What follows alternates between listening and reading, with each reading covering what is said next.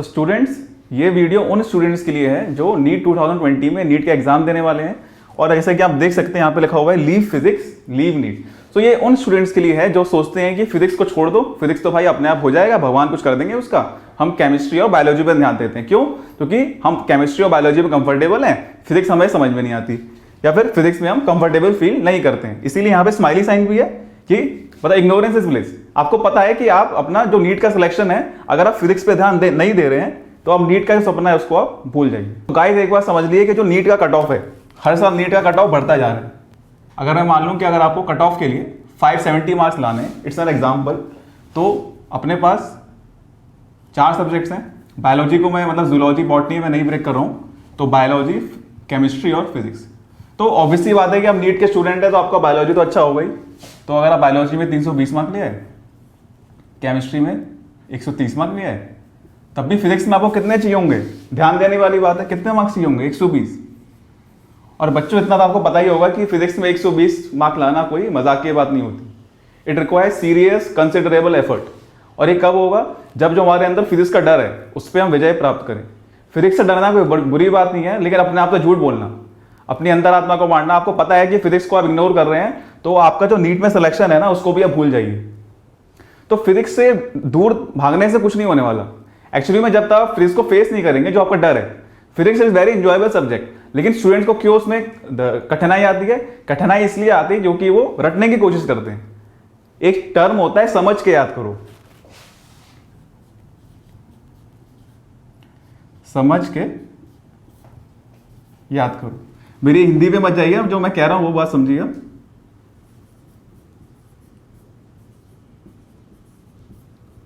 तो बच्चों फिजिक्स को टालने से कुछ नहीं होगा। जो रैंक डिसाइडिंग सब्जेक्ट है ना आपका, ये बात आप मान लिए कि ये जो 320 मार्क्स बायोलॉजी में है और 130 मार्क्स केमिस्ट्री में, ये एवरेज नीट स्टूडेंट ले आएगा। लेकिन जो नीट डिसाइडिंग फैक्टर है ना, जिससे आपका ये डिसाइड होता है कि आपको अच्छा मेडिकल कॉलेज मिलेगा कि आपको अपनी कॉलेज में कॉम्प्रोमाइज करना पड़ेगा, वो डिसाइड होता है फिजिक्स से। तो फिजिक्स को इंप्रूव करने का क्या तरीका है? आप वीडियोस देखिए, आप डाउट्स पूछिए। जैसे कि हमारे देश की आर्मी है, वो हमारे इंडिया को बाहर के जो दुश्मन है उनसे बचाती है। इसी तरह से जो आपका नीट का सपना है, ये आपका ड्रीम है, ये आपका किंगडम है, आपको उससे किससे बचाना है? इसको आपको बचाना है डाउट से, फिजिक्स का जो डर है या फिर किसी और सब्जेक्ट का डर है। और इसके लिए आपके पास आर्मी है। क्या आर्मी है? NEET prep. हम आपके लिए 24 आवर्स डेडिकेटेड हैं। जो भी आपका डाउट है पूछिए, चाहे वीडियो देखिए, आप वीडियो में डाउट पूछ सकते हैं, चाहे तो आप क्वेश्चन में भी डाउट पूछ सकते हैं। लेकिन डर के भागने से कुछ नहीं होने वाला। और ये कोई मतलब वो बात नहीं है कि अगर आपको प्रॉब्लम आ रही है तो आप पूछिए ना डाउट, एक बार पूछिए, 2 बार पूछिए, उसमें कोई दिक्कत नहीं है। तो एक बात तो ये क्लियर हो गई कि कोई भी डाउट आए नीट प्रेप पे क्लियर होगा।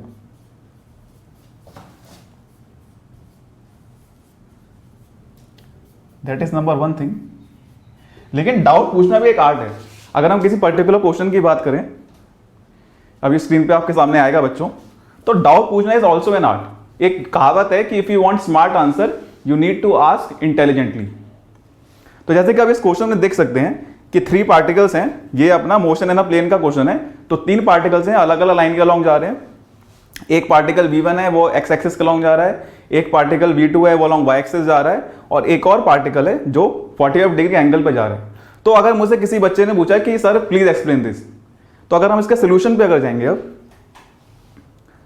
तो एक्चुअली में इसको क्वेश्चन को करने के एक तो से मैथमेटिकल टूल्स का अप्रोच लग रहा है आपका व्यू एक्सप्लेनेशन।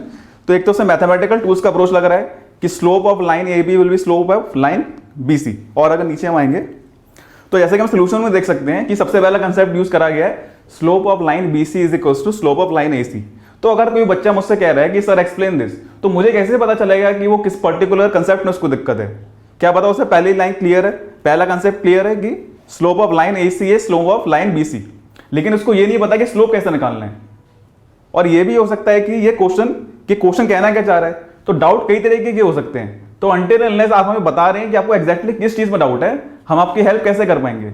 और ये तो चलो तब भी छोटा सा क्वेश्चन था। अगर मान लो बहुत बड़ा क्वेश्चन है, उसमें आपने सिर्फ लिख दिया प्लीज एक्सप्लेन, तो हम तो मतलब जनरल बता देंगे उसमें, लेकिन आपको जिस पॉइंट पे दिक्कत है वो पॉइंट नहीं बताया जाएगा। तो इसमें फॉर ए ओन बेनिफिट जब भी आप कोई क्वेश्चन बच्चे पूछ रहे हैं, ऐसा हमने देखा है कि जो भी बच्चे क्वेश्चंस पूछते हैं हमारे प्लेटफॉर्म पे, वो बस सिर्फ लिख देते हैं एक्सप्लेन दिस। तो एक्सप्लेन दिस तो बड़ा कॉमन शब्द हो गया ना। आप मेडिकल स्टूडेंट्स हैं तो we have to develop the skill to ask smartly. तो कभी भी कोई आप डाउट ना पूछें,